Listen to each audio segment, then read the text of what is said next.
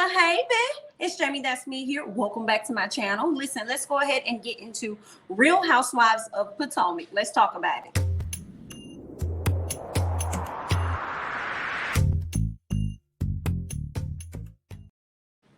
All right, y'all. So we see Robyn is in the bed. She tired. She sleep. Okay, one over there pleading with her. Girl, you need to get up. Get up, girl. Your child class is about to start in 3 minutes, honey. What is going on with you? Okay. My thing is this: one, how long are you at the house? Do you get up earlier and leave before Robyn typically gets up, or are you typically there and then you leave somewhere in the morning times after the kids' classes have started?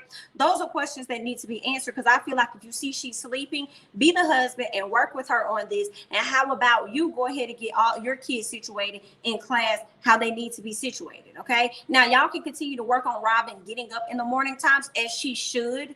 Okay, especially if you're about to leave and you may be leaving in the middle of their class, because she's going to need to be up to monitor them and stuff. So I get that, but if you're already up, go ahead and do what you got to do. Okay, there ain't nothing wrong with that. And yeah, those are just my thoughts. I also feel like the kids are old enough to get their damn self up too. Like, you all get up, let this alarm go and get you up, honey. All right, and then yeah, let it be what it is. But at the end of the day, I understand Juan wanting Robyn to be a bit more active and for her to get up, but there's nothing wrong with you doing that too. Okay, while y'all work on her being more productive in the mornings. Those are my thoughts. Y'all leave y'all's below. We can see Karen working on her wig line and stuff. She's doing some type of, I don't know if this was a class or a live or something she was doing with people, a Zoom meeting or something about her products. So that was cute to see. She got some wigs coming out. Miss Gizelle and Ashley, honey. Let's talk about Gizelle and Ashley. Gizelle wants to know whether or not Ashley is going to go into hibernation when she had this baby, kind of like what she did with Dean. Ashley is adamant about, no, I'm not going to be doing that, girl. I'm going to be out and about, and I'm going to be out here trying to shake a tail feather, okay? Gizelle asked Ashley if she's concerned about Michael cheating again. And Ashley's like, no, she wants to give him an opportunity. Him having a closer relationship with Dean is making him wanting to be better, I guess. And I'm like, girl, bye. Girl, that shit gonna be lasting for a limited time only, honey. But if you want to believe it, Ashley, good luck. Okay. Gizelle tells Ashley to be careful with Michael. Gizelle, you should have took your own advice when it came down to Jamal, but I'm not going to continue to beat that in your head. Let's go ahead and move on. Ashley tells Gizelle about Karen's party. All right. And how she is questioning and how Miss Mia was questioning Gizelle's character or something like that, because Gizelle wanted to know what her thoughts were about Miss Mia. She liked Mia and stuff, but Mia gave more information than what Miss Ashley was expecting. She brought up Mia questioning Gizelle's character and bringing up the fact that Gizelle is nothing but a pretty face. Okay, that's interesting, because I believe Wendy ended up saying the same thing about Mia, saying that Mia is nothing but a pretty face. So where did you get that from, Wendy? Did you get that from Mia? Anyway, Gizelle is planning to address Mia about the things that she said, because she feels like Mia has been texting them and trying to hang out with them. So it's like, girl, now you want to sit up here and like, you got some things to say about me. You need to pick which side of the fence you're going to be on and stay there. Okay. Gizelle decides to do like a pamper party for Ashley. And I'm like, why? How about a pamper party in general for everybody? Because everybody's going through this pandemic, and whether or not they're pregnant or not, everybody's going through something. Why Ashley got to get a pamper party because she's pregnant? And okay, Gizelle doesn't want to invite Karen, but Ashley insists that Karen is there, and she would also like to have Mia there as well. So Gizelle goes along with it. Okay, now we can see where Robyn is in her, I guess the back of her mom's store or something like that, working on her embellish line. She has her friend Ascale. I can't even say that. Ashkel or something like that. Ooh, I hate I'm messing this girl name up. But she's her friend, pretty girl. She tells her about Ashley's pamper party. So she pretty much invites her, and you know, Miss Ashkel is down for it. Now Wendy shows up in her heels and everything. She's showing up to help out. Wendy tells Robyn how she wants to start a home essential line. Robyn confused, because Robyn's like, but weren't you just telling us how much of a professor you were, and you was beating that down in our head about you being a professor and you having 4 degrees? And you being a political commentator. So last year, that's what you was all about. That's your claim to fame. And now you want to switch up and talk about some home essentials. Yeah, that don't make no sense. So now we got to worry about you beating this type of stuff in our head now. Okay, got it. Yeah, that don't even go together. But I kind of don't see anything wrong with Wendy wanting to do a home essential line. I feel like there are a lot of people that do things that don't necessarily go together. And that's the problem. Don't restrict yourself feeling like, oh, well, this doesn't make any sense. These two have to align with each other. They have to. No, they fucking don't. Okay. No, they don't. They don't necessarily have to align with each other. I feel like when I think about Shaquille O'Neal, this man got his hands in so much shit, and they all don't damn go together. Okay, so it is what it is. Let's go ahead and move on. Where are we here? Wendy tells Robyn about Karen's party and Mia being there. Okay, she gives her thoughts on Mia. Wendy says that she doesn't like her saying one thing in front of Gizelle and then saying another thing behind Giselle's back. Robyn brings up the fact that, like, Robyn's like, girl, I hear what you're saying, but listen, this is my issue with you, Miss Wendy, girl. When we was at your house and Gizelle and Karen was going at it, you know, Karen drinks a lot. So I'm over here trying to get Karen together because she gonna say something SHI that she really can't take back because she already has said enough. And you decided to call me out and tell me that I need to chill out and not step in and say anything. And I ain't really like that. And Wendy said, well, girl, I just didn't want nobody to feel like they was being ganged up on. Okay, that's just my thing right there. And it's like, nah, you were just over there being overly loyal, girl. But okay then. I want you to keep that same energy when it's other people's turn. I want you to also stop the conversation and say, hey, you know, I let the conversation be between these two people because I don't want nobody to feel ganged up on. But also, as I think about it, in Wendy's defense, just a little bit, she was at her house and her kids were there. They're probably not used to that type of activity. So I do have to understand why Wendy wanted to calm the situation down a bit, because she probably didn't want it to get any more escalated than what it already was, especially being that her children were also in the home. So, I mean, you know, it is what it is. Wendy says, yeah, so we talked about that. Yeah, Wendy said that she didn't want nobody ganging up on Karen. Robyn is confused because Wendy has done a complete makeover and she thinks that she has made over her brain as well. Last year, Miss Karen didn't even want you on the show. She didn't want to have nothing to do with you. This year, you guys have a quick little sit down and then now you're just all in for Miss Karen. Yikes. Okay. So Mia and G, they're at the house. They're working on their businesses, honey. Mia gets a text from Gizelle inviting her to Ashley's pamper party. She says this event is going to be interesting. And he was like, why? She was like, because, you know, I don't know if you ever heard everything that was happening over there at Karen's house, but me and Miss Wendy wasn't getting along like that. Okay. Miss Wendy don't really like me like that. You know what I'm saying? We had a few choice words. And then when it came down to the conversation about who would your husband be interested in out of all the Real Housewives, she gonna sit up me and say, no. And I'm like, girl, your husband couldn't even look me in the face. That right there lets me know that he's attracted to me, girl. Let's be very clear about that, honey, okay? And G couldn't do nothing but sit up there and laugh, all right? So that's that on that. We can see where Candace is at the house with her stepkids. And her mom gives her a call. Now, her mom, she tells her mama the tea about Karen. She's like, listen, I'm going to be sitting down, be having some tea or whatever with Miss Karen. We're going to have a talk. Her mom said, oh, okay, that's cute. But just make sure that you're careful. Because let me tell y'all already know Candiace's mama is a mama that holds grudges, and I do not believe she's 100% all in with Miss Karen, but she respects Candiace's decision to do what she got to do to get her coins on this show. That's what I get. What else did we see? She also tells her mama about how Chris is managing her. Her mama is not featuring that at all. She does not condone it. She feels as though Chris may have quit his job just so he can manage Miss Candiace. And she is not liking that at all. And Candiace is like, mama, girl, I do not like how you're assuming how my man is going to do me, as if he's going to like take all my coins and stuff. Like, I don't like that. That's how you out here moving. But again, you got to just be mindful. Like, it's nothing wrong if that's what you want to do with him being your manager. But history shows that's not always a good thing for the husband to be the manager of the wife. Okay. So I understand the concerns of the mom. So I would just say, Candace, just be a little mindful as you go throughout this process because you're already in it. Okay. Candace says that she doesn't like her mom assuming anything. Her mom said, okay, well, whatever, girl. It's your life. Candace said, yeah, make sure you remember that. I said, ooh. Yes, mama do need to mind her business sometimes, just a little bit, girl, just a little bit. So I definitely understand. Wendy and Karen.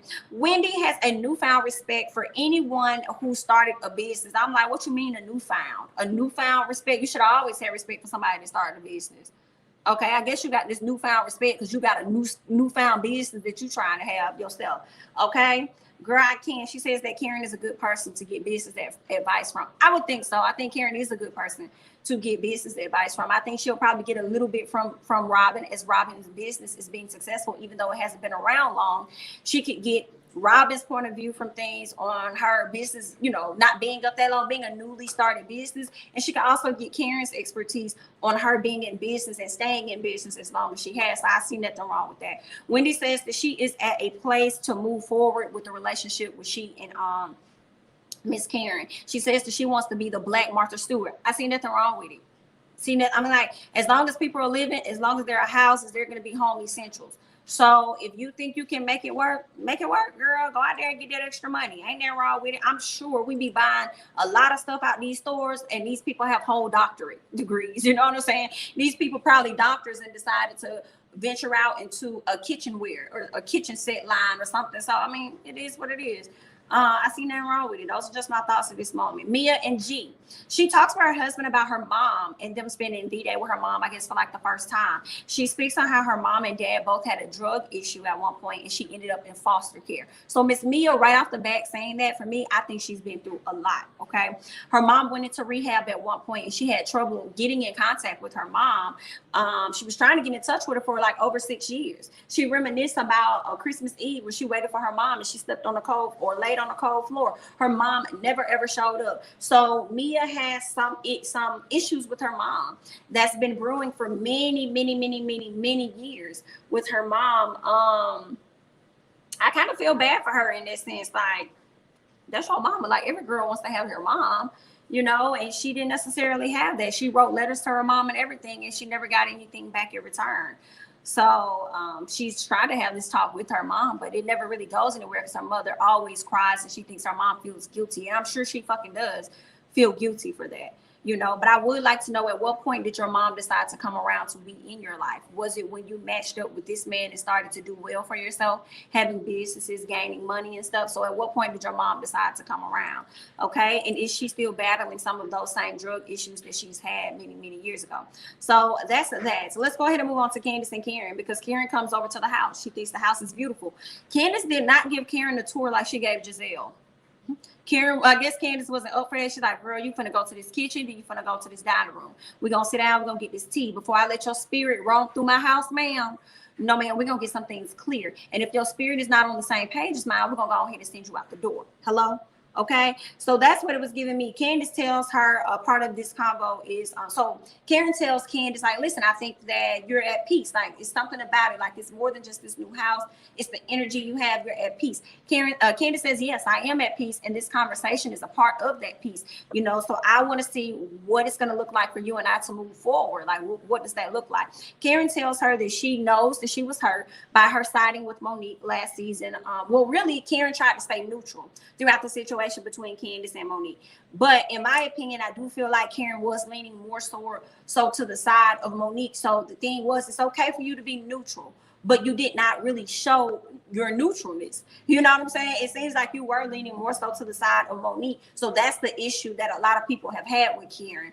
You know, that's that. Monique stands won't see that, you know, they'll just see it as, no, she was being neutral, this and that, because she wasn't team Candace. But at the end of the day, we already saw what side Miss Karen was leaning on. So she said that she was hurt at her decision. Well, she said, yeah, she said she knows that Candace was hurt at her decision to be neutral. And Karen says that she doesn't regret her decision at all, right? She doesn't regret it. She says she knows Candace was hurt physically and emotionally, but Karen makes it about her in that moment and says, but I was hurt too. We're not talking about you, and your hurt has nothing to do with me, because my situation didn't cause you to be hurt. Your decision caused you to be hurt, but that ain't got shit to do with me. You know what I'm saying? So we're talking about this situation over here, and you choosing a side, but saying that you're neutral, and how it impacted me and how it affected me. When you've been my friend, you've been somebody I've looked up to, you've been my confidant, you're somebody I highlighted at a particular event. I look to you as the next person right after my mom. You know what I'm saying? So I held you in such a high regard is the thing for me. Okay, so your actions showed which side you stood on, no matter how much you showed your neutralness, and then you want to sit around here at this conversation and then flip it back to you and say that you were hurt too. Well, we're not talking about that, because I never did anything for you to hurt. That's number one. But you did something to me for me to hurt. So let's be clear about that. Karen says that she felt that she couldn't talk to Candace because she had people protect her. I was like, what the fuck they got to do with and you had people protecting you? That ain't never stopped you before. That ain't never stopped you before, Miss Karen. And all this neutralness, I just feel like if it was anybody else in the clique, like, I ain't even gonna say Gizelle, because she don't be liking Gizelle and Robyn. I'm gonna say Ashley. If it was Ashley, you wouldn't have took that same stance. You know what I'm saying? As far as I'm quote unquote being neutral, you wouldn't have did none of that, girl. If it was Ashley, you would have been all Anyway, let me just keep going. So Candace asked her, she says, we were always able to have a conversation. We were always able to have a conversation with each other despite what was going on around us or anything. So why should they have mattered more when our relationship should have mattered more? Why are you using them basically? Why are you using them as an excuse as to you not coming to me when you've never had that issue prior before? So yeah, no. Okay. If you're saying that your relationship with me matters so much more, why didn't you have a conversation? Why didn't you, you know what I'm saying, take the extra steps or do anything? You know, but Karen did feel as though Candace wasn't at a place where she was willing to talk. You know, she said she don't think that Candace was at a place where she was willing to have a conversation with her and really hear her out. Yeah, I mean, that could have been true because what you were going to be telling her, she didn't really want you to hear. She wanted you to be honest and be a friend and condemn her actions. Because if that was Ashley, you would have condemned her actions. There would have been no neutral type shit. It would have been, Monique, you're wrong as fuck. It would have been whatever. You know what I'm saying? So yeah, that's that. What else was I going to say? Candace tells Karen that she doesn't trust her. I was like, wow, okay. She says that we will not be as close as we were and that I'm at a place where I don't trust you. Candace says that she will continue to be cordial and kiki. I am proud of Candace for having to sit down with Karen and not going crazy once she heard what she did not want to hear. You thought Karen was going to, you know, retract her statements and her feelings about everything, and she didn't. Karen stood firm in her word, because then if she would have said anything different, she would have been betraying the friendship she does have with Monique. So she had to just, I guess, stand in wherever she was. So I commend Candace for being honest and saying, I don't trust you. You know, we won't be as close as we were, but we will definitely be cordial moving forward. There won't be any issues for me. So I didn't see nothing wrong with it. She could have handled it much worse, like she did the last time when they went to Wendy's black girl event or whatever. And I think Candace could have got a bit loud with Karen or something like that. So yeah, it could have went worse, but it didn't. So she's trying to grow, so I can appreciate that. Ashley's pamper party. Candace arrives to this pamper party.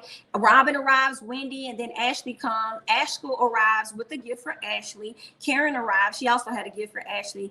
And neither one of them are, when it comes to Gizelle and Karen, neither one of them were open to even acknowledge each other. I wasn't mad at it, girl. I wasn't mad at all. Mia arrives and she speaks to everyone. She even speaks to Wendy as well. Wendy doesn't want Mia to be a flip-flopper. And I'm just kind of like, for me, I feel like I understand where Wendy coming from, because sometimes, Mia, you do say things that is so confusing. And I really don't like that. I don't like that you say things that are highly confusing. As far as the flip-flopper thing, I feel like, well, we could say the same thing for you, Wendy. Karen just wanted you fired last season.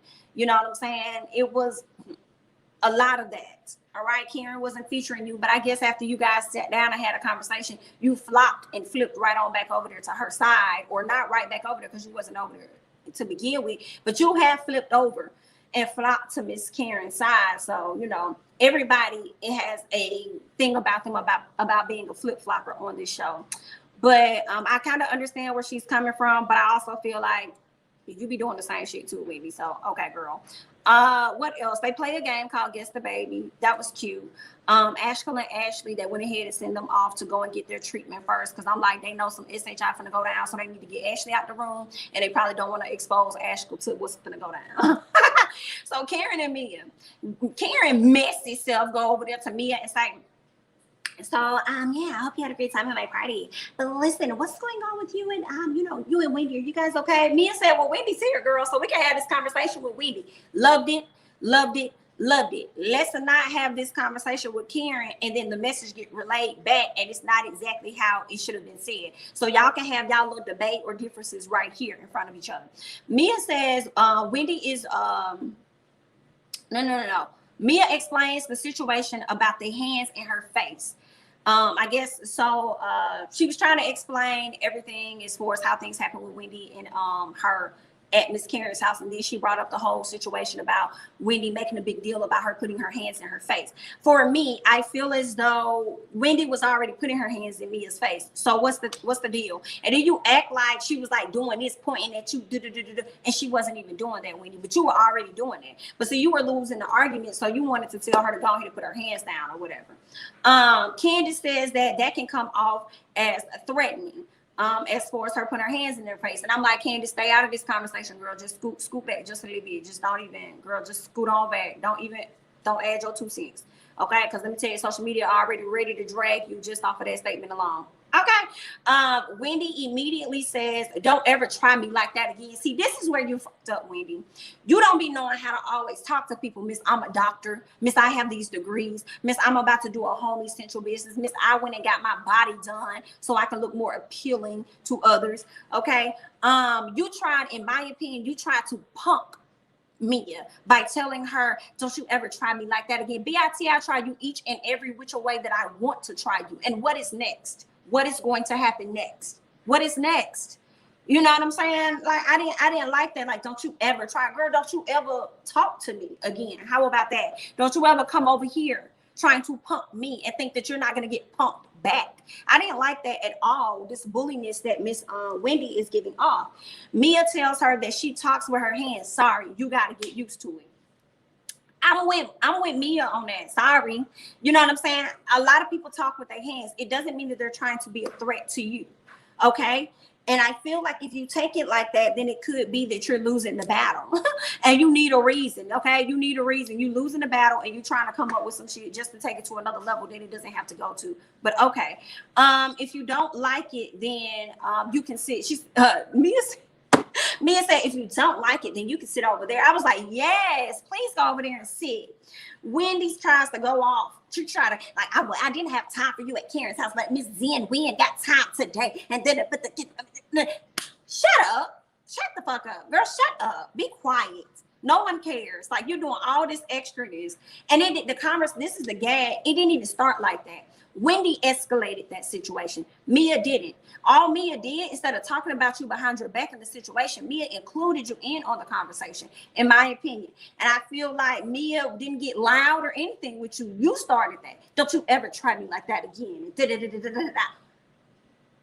think you are? You done got a whole new body. You done gained you a whole new friend on a cast.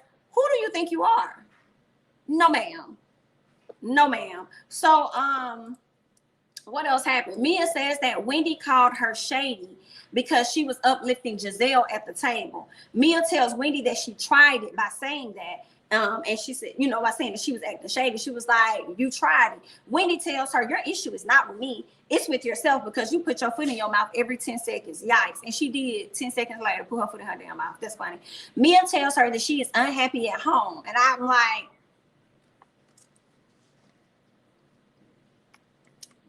I don't know if Mia lying. I don't know if she lying. Wendy tells her she is unhappy at home and needed to fix her clit. She's like, girl, you unhappy at home, and that's why you need to fix your clit, girl. Don't come over here talking about what's going on over here in my household, all right?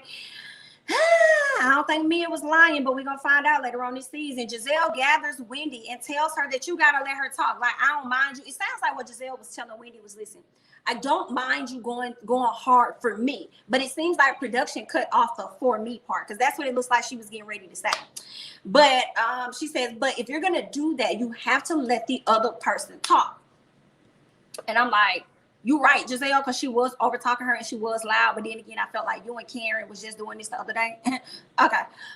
So then she tells her, you got to let the other person talk. Wendy says that she was putting her hand in her face and she felt as though she was being disrespected. And I'm like, well, what the fuck you think you was doing at the house, at Karen's house? Just because Mia didn't call you out for your SHI for putting your hand in her face doesn't mean that you weren't being disrespectful yourself then, since you want to look at it like that. It's just that Mia didn't take it that serious because Mia talks with her hands as well. Bye, Wendy. Okay, I cannot. So then Wendy feels like, she said, I feel like I was defending Gizelle, but I guess that, the loyalty doesn't go a long way or whatever when it comes to me. No, BITCH, you are not defending Gizelle. Stop saying you were defending Gizelle when you weren't. What you were doing was calling Mia out for her actions towards Karen because you felt as though she wasn't being loyal to Karen. So don't sit up here and lie and make it seem like you was over here trying to be team Gizelle and you was looking out for Gizelle. You weren't. And even if you were, why weren't you the person to go to Gizelle and tell Gizelle what Miss Mia had to say about her? Oh, okay, yeah, you weren't. Again, so it had nothing to do with Gizelle. It was everything to do with Mia and your newfound friendship with Karen and your thoughts on quote unquote loyalty. So be clear about that. I think Wendy is on edge this season. I don't know what it is about her, but it's just something to me that's off. I do not know. Maybe she's feeling herself a bit more because she done got her body done or something. She done got a few more coins in her pocket. She can pay off her student loans. Like, I'm not necessarily sure what it is about Miss Wendy, but something is definitely off about her. I don't know. I don't like it. I don't know if I feel like she don't went and got her body done to mask the fact that she's happy, and even though she's really, really not happy. You know what I'm saying? It's something going off. And is it me? Because I feel like it's something off about Wendy this season, but y'all let me know y'all thoughts. Ashkel and Karen. Ashkel brings up the fact that Karen be drinking a lot. Okay, she said it was a comment made that you do a lot of drinking. Do y'all think Karen answered that question? No, the hell she did not. I'm hollering. She did not. She went around the whole world, and did not answer not one really question. She ain't answer nothing. She just gave us a roundabout answer, and I ain't like that. Mia and G, okay, she speaks on her being, so Mia speaks on, I guess, her being a bartender at some point. And this is where I said she put her foot in her mouth 10 seconds later. She talked about her being a bartender. She opens up because Ashley brought up the fact that brought up Mia and her husband or something and her interesting background. Mia talks about how she was a bartender at one point. She met her husband at the club because somebody called him and told him we got this new bartender. She said shortly after that she started stripping and that's when she met him. So I'm confused. Why would they call your husband initially to begin with or your not husband at the time, but why would they call G to let him know that they got a new bartender? Only for you to end up stripping, and that's when you met him. But they called when you were a bartender. So does he own the club? Did he own the club that you were stripping at? Or did all of this happen in 1 week? Did you start off as a bartender on Saturday and Sunday, and then Monday through Friday you was a stripper? I'm confused on how that worked. Yeah, that didn't add up for me. And I don't know. I don't know what it is. Maybe it's something going on in Miss Mia's brain that that affects how she tries to translate her stories or something. Like, I don't know, but that right there was definitely a foot in the mouth. All the ladies got quiet. I got quiet. I was like, wait.